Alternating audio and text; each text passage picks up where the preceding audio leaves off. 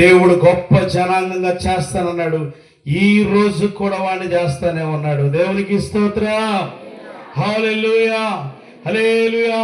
ఈ రాత్రి నీ జీవితం కూడా అయిపోయింది అనుకుంటున్నావేమో హాగరికలాగా. ఈ రాత్రి దేవుడు నీతో మాట్లాడుతూ ఉన్నాడు.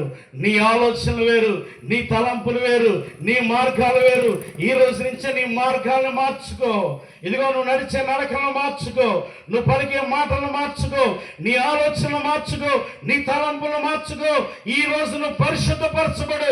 దేవుని ఆలోచనలు నీ ఆలోచనలుగా మార్చుకొని, దేవుని తలంపులు నీ తలంపులుగా మార్చుకుంటే దేవుడు నిన్ను గొప్ప జనాంగంగా చేయబోతా ఉన్నాడు. హల్లెలూయా.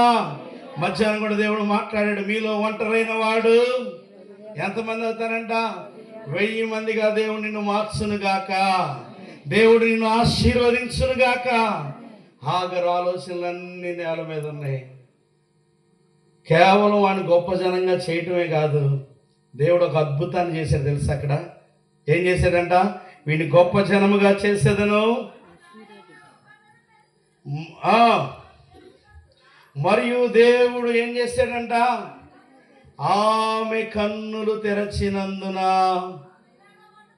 ఆమె ఏం చూసిందంట? నీళ్ల ఓట చూసి వెళ్ళి ఆ తిత్తిని నీళ్లతో నింపి ఆ చిన్నవానికి ఎక్కడి నుంచి వచ్చింది? ఎక్కడి నుంచి వచ్చింది? చెప్పండి, ఎక్కడి నుంచి వచ్చింది? అరణ్యంలో వాటర్ పైపులు ఏమైనా వేసారా? బండ ఏమైనా పగలగొట్టారు అక్కడ? లేదు లేదు. ఆమె ఎక్కడికన్నా ఊరెళ్ళి తెచ్చిందా? లేదు లేదు. ఇది ఎన్ని రోజులకు పరిష్కారం? నీళ్ళ ఓట ఉన్న చోటనే దేవుడు క్రియేట్ చేశాడు. దేవునికి స్తోత్రం. నీ జీవితంలో ఏదైతే లేదనుకుంటున్నావో ఈ రోజు నువ్వు ఉన్న చోటనే దాన్ని సృష్టించగలిగిన సమర్థుడై ఉన్నాడు. దేవునికి స్తోత్రం. రోమిలికి రాసిన పత్రిక 4వ అధ్యాయం 17వ వచనం మనం చూసినట్లయితే దేవుని యొక్క మాట చక్కని మాట ఉంటుంది. చూడండి, రోమిలికి రాసిన పత్రిక 4వ అధ్యాయం 17వ వచనం. మనం విశ్వసించిన దేవుని ఎదుట అనగా ఎవరినంట? మృతులను సజీవులుగా పిలిచివాడును, లేని వాటిని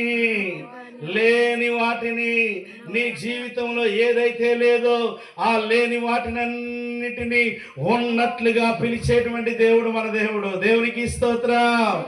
లేని నీళ్ల ఓట ఉన్నట్లుగా ఆయన పిలిచాడు. నీళ్ల ఓట అంటే ఒక్కరోజు పరిష్కారం కాదు, శాశ్వతమైనటువంటి పరిష్కారాన్ని దేవుడు వారి కుటుంబానికి అనుగ్రహించినట్లుగా మనం చూస్తా ఉన్నాం. ఈ రాత్రి నీవు నమ్మితే నీకు కూడా ఒక శాశ్వతమైనటువంటి పరిష్కారాన్ని ఇవ్వటం కోసమే దేవుడు ఈ రాత్రి నిన్ను ఇక్కడికి తీసుకొని వచ్చి ఉన్నాడు.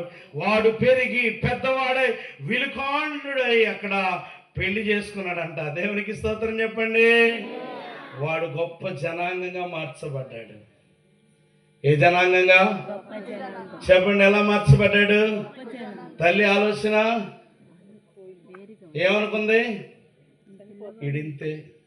చాలా మంది తల్లులు అంటారు, మా అబ్బాయి ఒకటి పనిమానుడు అండి, ఆడు పెచ్చాడండి, ఆడి వల్ల కాదు. నాకు తెలుసు కదా ముందే, నువ్వు పాస్ అవ్వని నాకు తెలుసు, నీకు చదువు రాదు, నువ్వు శాతకానోడివి కదా.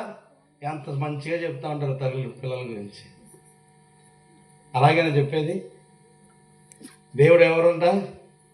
మృతులను సజీవులుగా పిలిచే దేవుడు, లేని వాటిని ఉన్నట్లుగా పిలిచేటువంటి దేవుడు. దేవునికి స్తోత్రం. హల్లెలూయా. ఆ చిన్నవాని విషయంలో తల్లి మాట్లాడుతూ ఉంది, వీడి మరణం నేను చూడలేను అనుకుంది. కానీ వాడు పెరిగి పెద్దవాడే ఒక గొప్ప జనాంగంగా మార్చబడ్డాడు. దేవునికి స్తోత్రం. చూసారా? మీ